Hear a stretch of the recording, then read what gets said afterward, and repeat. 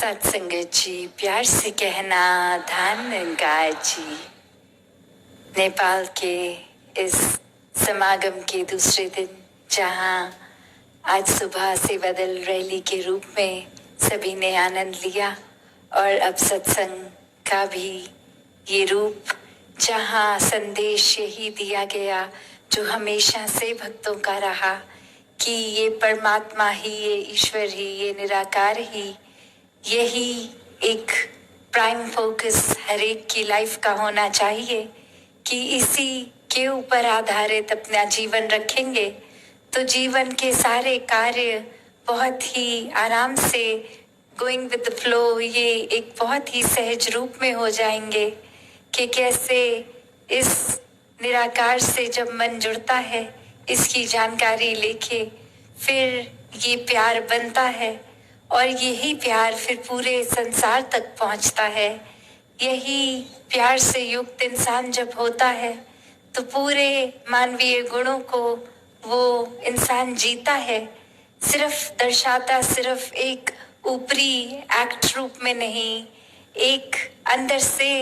सब human values को इंसान जीता है। तो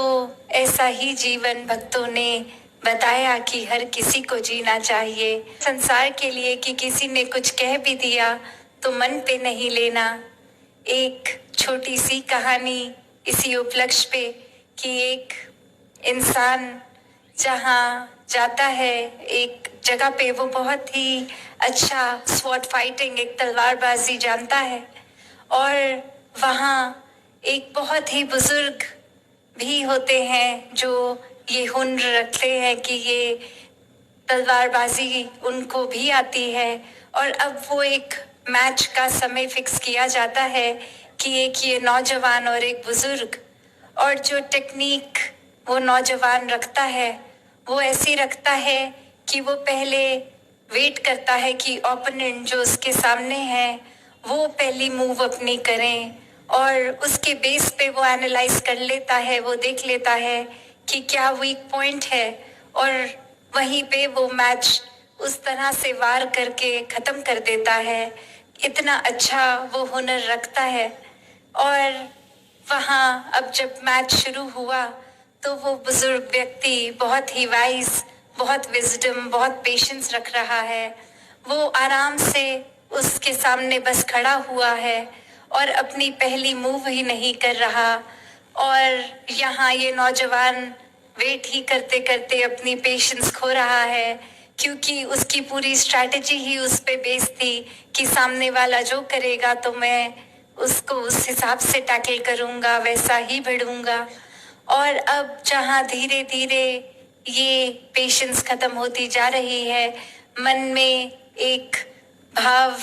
वो शांति से अशांत हो रहे हैं, उस बुजुर्ग व्यक्ति के तरफ मन में बहुत ही बेचैन भाव से एक चिड़चिड़ापन भी आ रहा है, और वही शब्दों का भी प्रयोग कि वो अब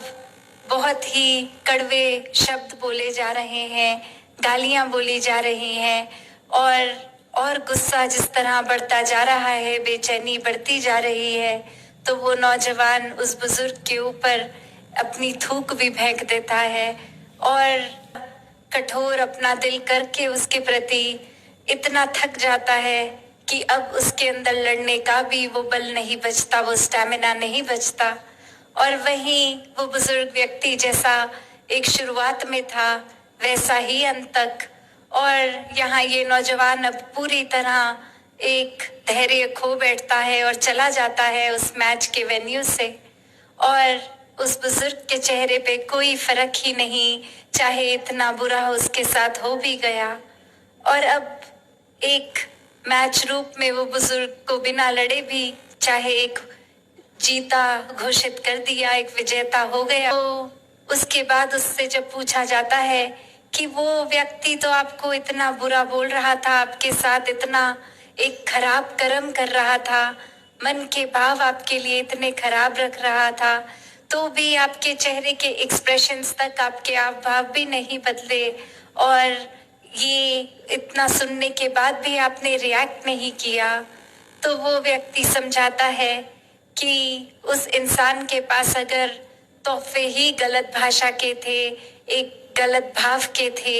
एक गलत सोच के थे, और सामने से मैंने बस वो तोहफा कबूल नहीं किया, एक अपनाया नहीं वो गिफ्ट उसका, तो कैसे फिर वो मेरे पास तो आया नहीं वो उसका दिया गया तोहफा, तो वो वापस उसी के पास ही चला गया। तो जब मुझे कुछ हुआ ही नहीं उसकी बातों का असर, तो रिएक्शन किस बात का, एक मैंने उल्टा जवाब क्यों ही देना था जब उसकी बातों को मैंने अपने आया नहीं, दिल पे नहीं लिया, सोच में नहीं बसाया। तो बात इतनी सी ही है कि हम सब भी अपने जीवन में अगर देखें तो किस तरह ये संसार में अगर लगता है कि कोई व्यक्ति कुछ बोल गया जो हमें ठीक नहीं लगा, अगर हम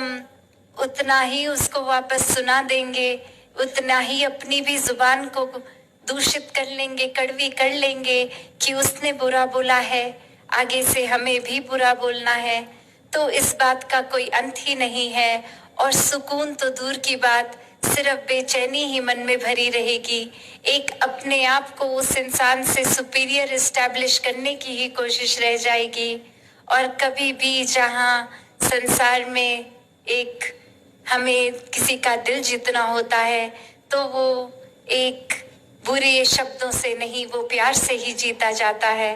और इसलिए नहीं प्यार करना हर एक से कि एक अच्छा इम्प्रेशन बनेगा, दूसरे व्यक्ति कोई बहुत एक अप्रिशिएट करेंगे, एक शाबाशी देंगे ऐसे आचरण की वजह से,